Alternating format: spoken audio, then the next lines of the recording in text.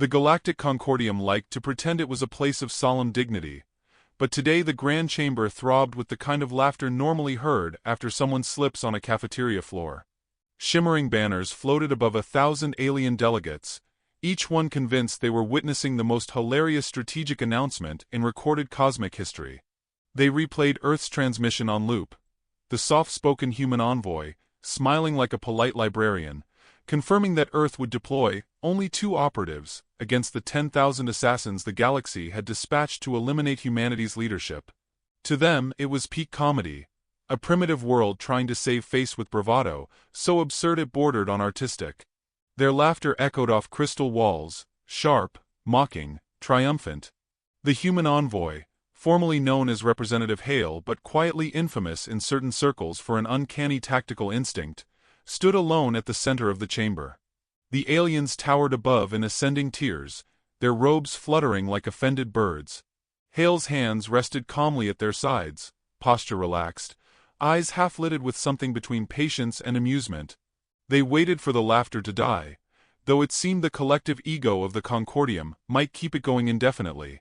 A Zyvax general wheezed so hard his tentacles curled inward. A reptilian strategist nearly toppled backward from his floating platform. Even the cold-blooded Varnak, notorious for lacking humor entirely, produced a sound suspiciously like a snort. 2. The High Marshal shrieked when the laughter finally faded to snickers. Did your translation device malfunction, human? You intend to counter our 10,000 silent fangs with merely 2. His claws tapped the edge of the podium, each click vibrating through the chamber.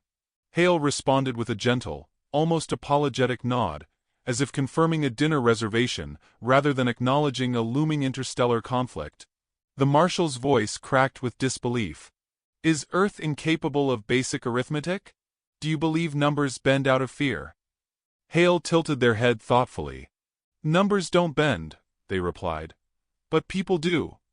For a moment the aliens looked confused, uncertain if a threat had been delivered, or if humans simply spoke in perplexing idioms. The chamber erupted again, but there was an undercurrent now, a flicker of unease curling around their laughter like smoke around a candle flame. More than a few remembered the classified footage from the Harkon incident, where a single human marine had dismantled an entire battalion using only a wrench, a handful of insults, and what witnesses later described as unreasonable enthusiasm. Others recalled failed attempts at infiltrating Earth, where operatives vanished without a trace, their final transmissions punctuated by human lullabies, dog barks, or the inexplicable phrase, "Try that again, buddy." Still, arrogance silenced caution. 10,000 assassins were already en route, cloaked, armed, and devoted to wiping out a species the galaxy viewed as a mildly amusing biological accident. When the laughter quieted once more, Hale clasped their hands neatly behind their back. Earth does not underestimate the Concordium, they said softly. We understand exactly what you have sent, and we assure you, the matter will be handled. A feathered ambassador leaned forward, eyes narrowed. By these 2 mythical warriors you humans whisper about? He asked with patronizing curiosity. Baba Yaga and the American Boogeyman? Several delegates chuckled. Fairy tales. Bedtime stories for unruly children. Do you expect our assassins to tremble before folklore? Hale's smile tightened in a way that made a few of the more perceptive species shift uncomfortably. Folklore often begins somewhere, Hale murmured. Usually with someone very real. Screens flickered to life above them, displaying dossiers the Concordium believed it had hacked from Earth's protected archives. Each file was a redacted mess, black bars covering names, locations, entire paragraphs. Still, 2 silhouettes stood visible. One was unmistakably feminine, compact, upright, and still as stone, labeled only Baba Yaga. Legends described her as a ghost who walked through fire without burning, a woman who could make armies crumble simply by humming a tune she liked. The second silhouette was larger, broader at the shoulders, bent slightly as if suppressing a laugh. The label beneath him read the American Boogeyman, followed by a single note, "Do not engage under any circumstances." Aliens scoffed, calling the warning melodramatic. Some even applauded its theatrical flair. Hale watched them with the patient expression of someone observing toddlers argue about physics. As you laugh, Hale said, voice light but edged with something colder than vacuum, you might consider why those files are censored, or why your best infiltrators have a tendency to vanish when they enter certain forests, deserts, or suburban neighborhoods. A murmur rippled through the tiers, skepticism fighting with the memory of unsettling rumors. A few whispered about the squad that disappeared in a Denver shopping mall. Another recalled an agent whose last message was, "I think she's behind me," before static swallowed his voice. Most quickly erased these memories. Arrogance was easier to cling to. The High Marshal puffed out his chest, pride overriding reason. "Let your two ghosts come," he declared. "Our assassins will carve through Earth as easily as one slices nutrient gel." Hale offered no counterargument, no dramatic declaration, no threat. Instead, they lifted their wrist communicator and read an incoming alert. A subtle glow reflected in their calm eyes. "Ah," they said softly. "It seems your assassins have made planetfall. They're already encountering resistance." Confused murmurs burst instantly. "Resistance?" The Marshal snarled. "Your forces have not even mobilized." Hale raised a hand, silencing him with courteous ease. "Humans are very adaptable," they replied. "And very creative." The envoy stepped back as the chamber's central holoscreen activated automatically, unprompted by any alien command. Grainy footage from an assassin's helmet flickered into view. A cloaked soldier sprinting down a dim alley, breathing hard, glancing over his shoulder as if something unseen pursued him. The feed crackled. A faint melody drifted through, the unmistakable hum of a lullaby. The assassin froze, trembling. Static washed across the screen. Then a whisper. "Found you." The feed cut out. Silence thundered through the chamber. Hale looked up with a serene smile that didn't touch their eyes. "You sent 10,000 after us," they said quietly. "Earth only needed 2." Before anyone could respond, another alert flared across the display. Multiple assassin squads signaling distress simultaneously. Hale offered a gentle final warning. "The galaxy may laugh at Earth today, but laughter tends to stop abruptly." The lights dimmed and the chamber shuddered as another transmission arrived, this one labeled simply, "Boogeyman sighting confirmed." They descended through Earth's atmosphere like a storm of shadows. 10,000 assassins wrapped in cloaking tech so advanced it bent moonlight. Their ships dissolved into the night sky, releasing silent forms that struck the ground with the precision of falling needles. To the aliens, stealth insertion was an art. Cold, immaculate, flawless. To Earth it was Tuesday. The first wave landed in New York City, slipping between alleys and rooftops, their masks scanning for targets with a motionless efficiency. They moved like ghosts, unaware they were trespassing on a planet where humans had been training for chaos since the invention of fire and inappropriate humor. The assassins expected fear, panic, silence. What they found instead were dogs. A cloaked infiltrator from the Tsar Collective had just scaled a fire escape when a golden retriever spotted him, tail wagging with nuclear enthusiasm. The alien froze, convinced the creature could not possibly see him, until the dog barreled forward, barking with the glee of one who has discovered a new game. The assassin tried to sprint. The dog sprinted faster.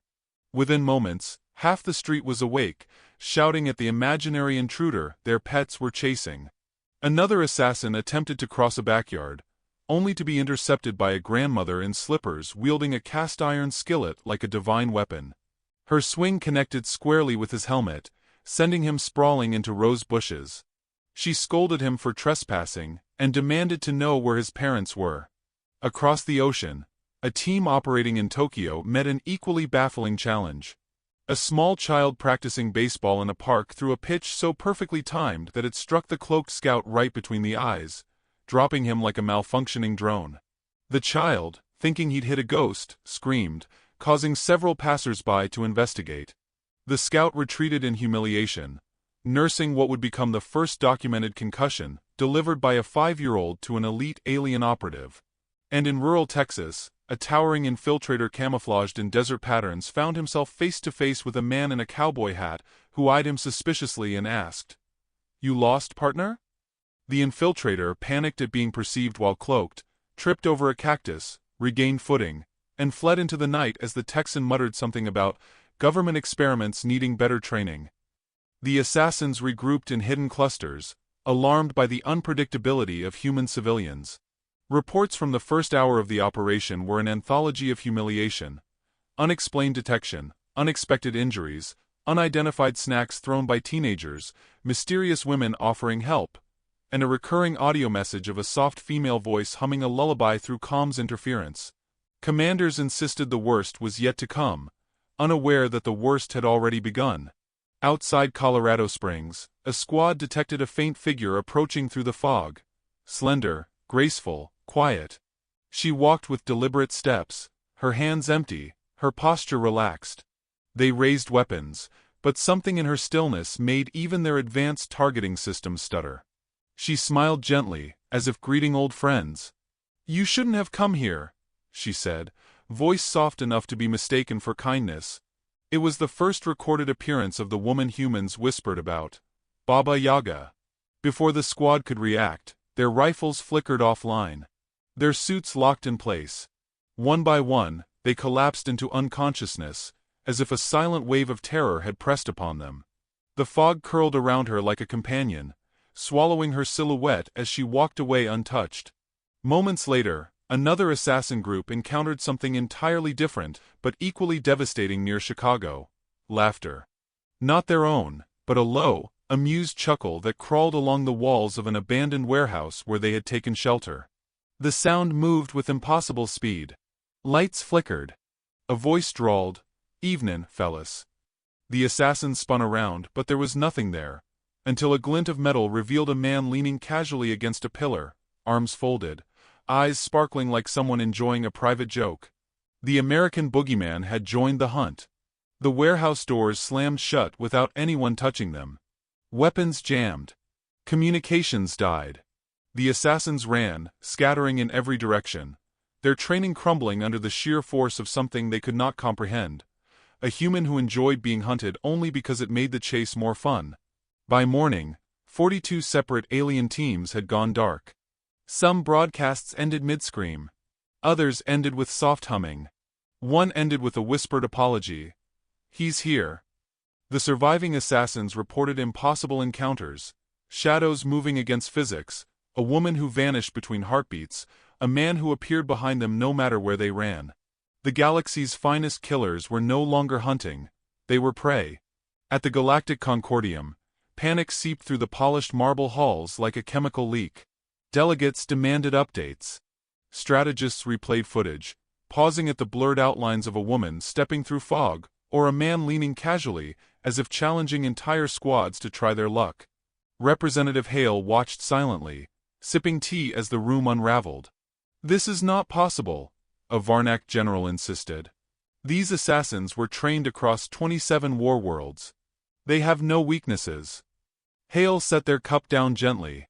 "Everything has a weakness," they murmured. "But humans have a habit of turning their weaknesses into weapons." The aliens refused to understand, even as their fear grew. They had seen species with strength, speed, psychic power and technology beyond imagination. But humanity possessed something entirely different, an evolutionary advantage born from millennia of navigating disaster, predators, weather, and each other. Humans adapted not just physically, but creatively. Humans improvised. Humans refused to die politely. And the two figures now stalking their assassins were the pinnacle of those instincts, distilled into legends with names whispered in fear. By the second night, evacuations began. Several assassin squads attempted to flee Earth, only to find their ships disabled, their paths blocked, their coordinates scrambled. One squad sent a frantic message. "She's letting us leave, she wants us to run." Another begged for extraction, insisting the male operative had begun speaking through their private channels, telling jokes, offering directions, predicting their movements with unsettling accuracy. The Concordium dismissed these claims as psychological breakdowns, until a final transmission burned through all frequencies at once. It was a single word, spoken by a voice every assassin knew but had never heard tremble before. "Help!" Silence followed. Then a ping appeared on Hale's communicator. An assassin ship had left Earth's atmosphere, fleeing faster than protocol allowed. Hale smiled faintly. The first survivor was returning to the galaxy, carrying fear like a contagion. The screaming had only begun. Panic spread through the galactic concordium like a contagion without cure, slipping beneath armor, hierarchy, and pride. Delegates who once mocked Earth now huddled over flickering screens, watching the surviving assassin ship limp back into orbit like a wound that refused to close. Its hull was scorched, its engines sputtering, its pilot babbling in a language that hardly resembled coherent speech. Every translation device struggled to process his trembling voice, spitting out fragments. Shadows, woman, laughter, eyes everywhere. "He knows my name," each word slicing through the chamber like a blade dipped in ice. The High Marshal, who only hours ago stood so confidently, now paced across the dais, claws clicking in an uneven rhythm betraying nerves he'd never admit to. Representative Hale watched with calm amusement, thumb idly brushing the rim of their tea-cup as if observing the world's slowest, most predictable domino collapse. The aliens demanded answers, demanded explanations, demanded logic. Hale gave them none. Instead, they let the final transmission from the last grounded assassin squad play again. A static-filled whisper of a woman's lullaby, then the soft scrape of boots approaching, and finally, silence. "This cannot be happening," a general snarled. "We trained those assassins for every scenario." Hale lifted a brow. "Except this one." The room bristled. "What scenario?" Someone barked. Hale's smile warmed. Polite but not gentle. "The one where your prey isn't prey." The return of the lone assassin forced an emergency meeting of the Concordium's Command Council. Holograms flickered to life, projecting the galaxy's most feared tacticians into the chamber. Their faces were grave, their voices strained, each one struggling to understand how 10,000 elite killers had dwindled to a single traumatized survivor. "This is psychological warfare," hissed the Varnak strategist. "Humans are manipulating perception through unknown means." Hale shrugged lightly. "Or perhaps they're simply very good at being themselves." Confusion rippled. "What does that even mean?" A feathered ambassador demanded. Hale leaned forward, eyes narrowing just enough to sharpen their words. "Humans are unpredictable, adaptive, ridiculously stubborn. They're creative in ways your training simulations cannot replicate. You attacked a species whose greatest strategy is improvisation." A silence followed, heavy and uncomfortable. The Command Council studied Hale, wondering whether this human was exaggerating or simply stating a terrible truth. Then the screens changed again, feeding in live data from the fleeing assassin's ship. His vitals spiked, heart rate wild, breath ragged. His eyes, once sharp and cold, darted around the cockpit as though expecting something to appear beside him. "He's hallucinating," a medic suggested. "Fear toxin." "No," another whispered. "Recognition."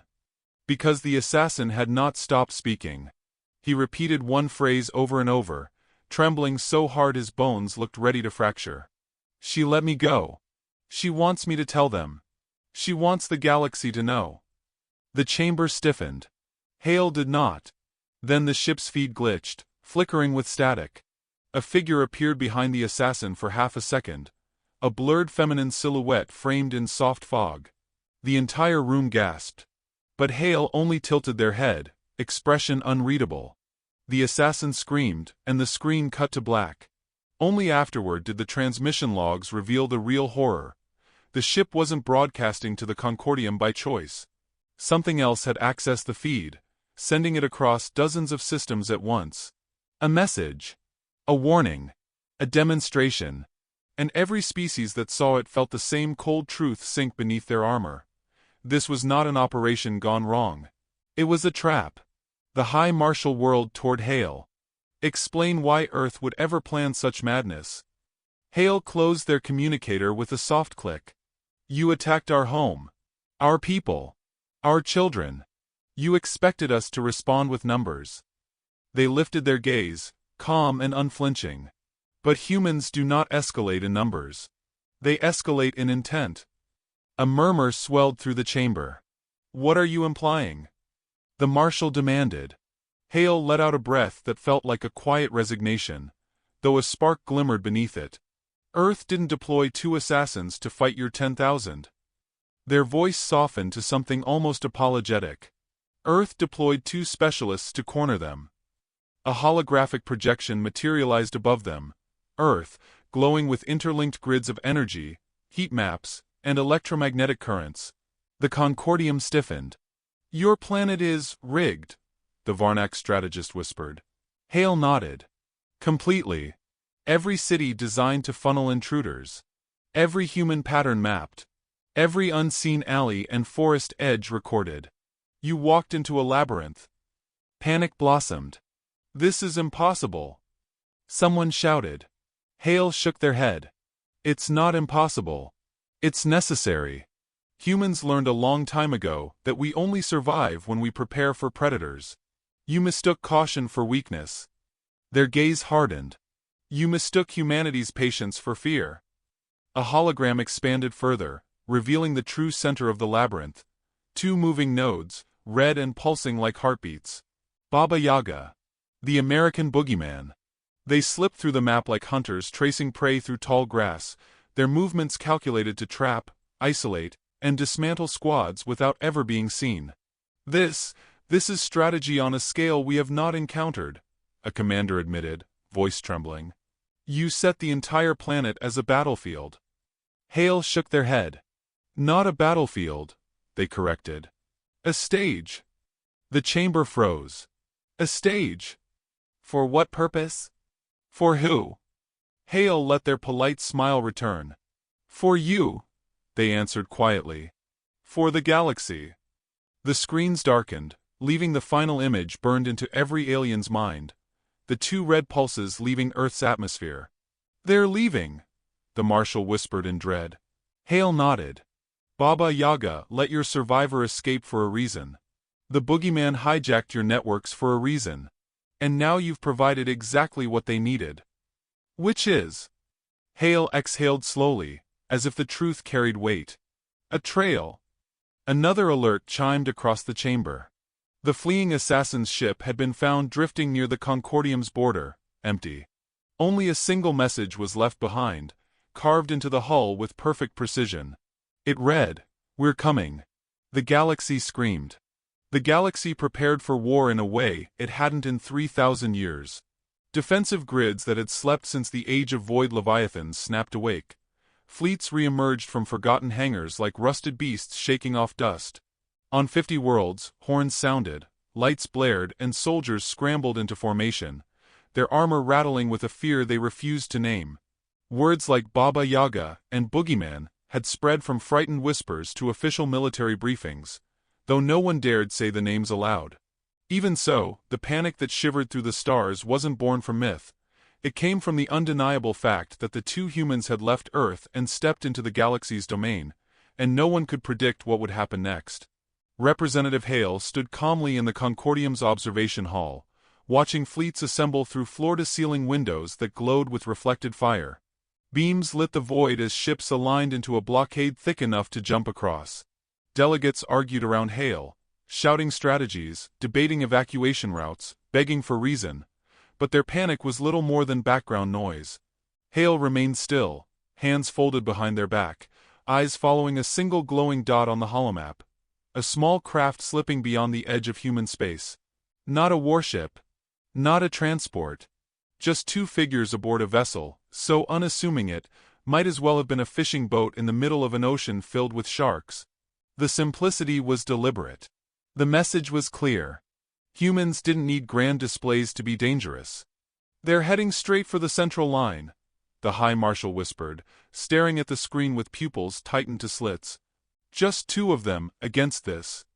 His hands swept toward the massive armadas arrayed like floating cities, each bristling with cannons capable of tearing moons apart. "They intend to negotiate?" Hale offered a faint smile. "They don't negotiate with people who try to kill their species." A cold realization crept into the Marshal's posture. "Then, what do they intend to do?" Hale finally turned to face him, voice soft and terrifying in its certainty. Finish what you started. Far beyond the window, past the thick layers of metal and glass, the small human craft drifted into the void like an afterthought.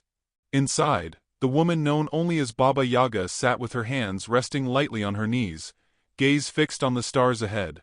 She looked calm, peaceful, even, but the stillness hid a storm.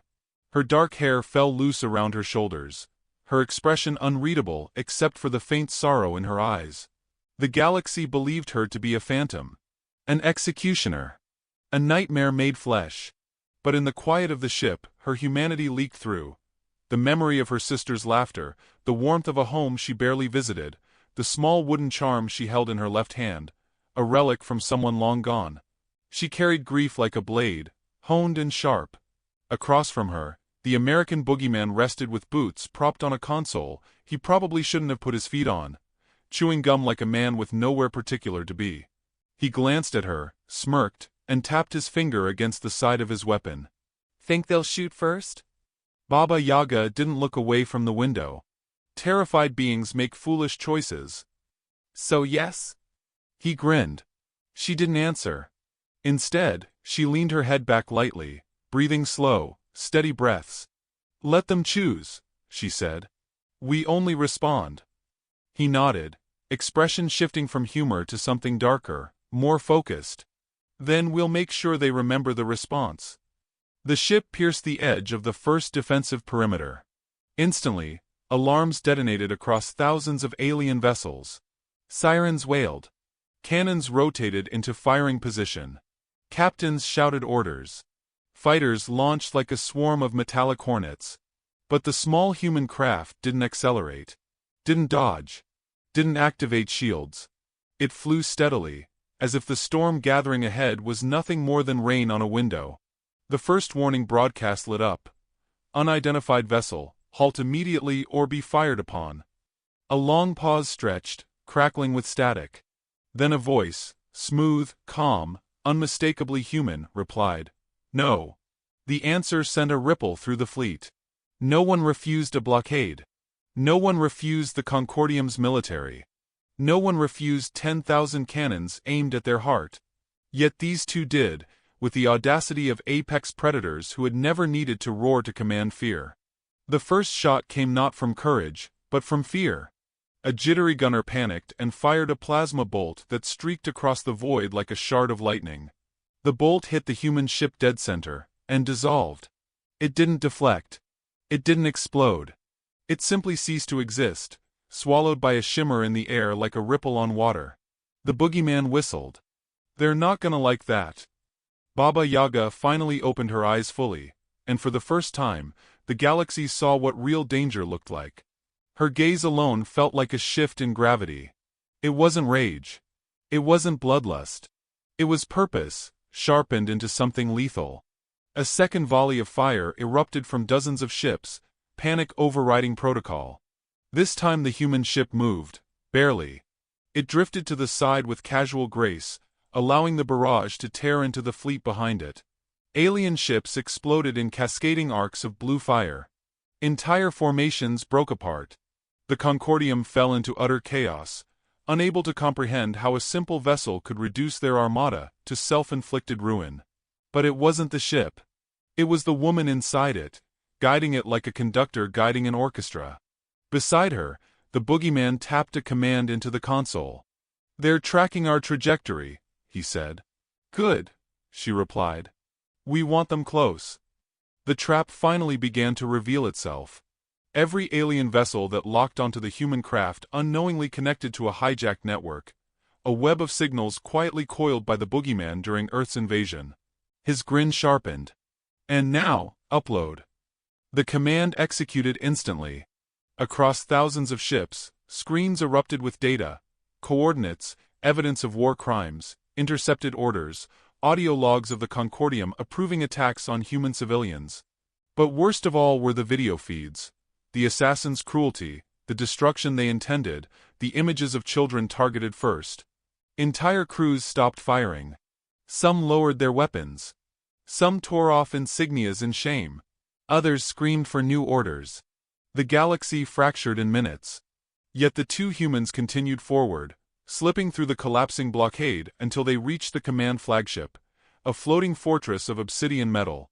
Its hull alone dwarfed small cities. The boogeyman stretched his neck, grabbing his weapon. "Ladies first," he teased. Baba Yaga rose with the silence of falling snow. "This ends with truth," she said. "Not destruction."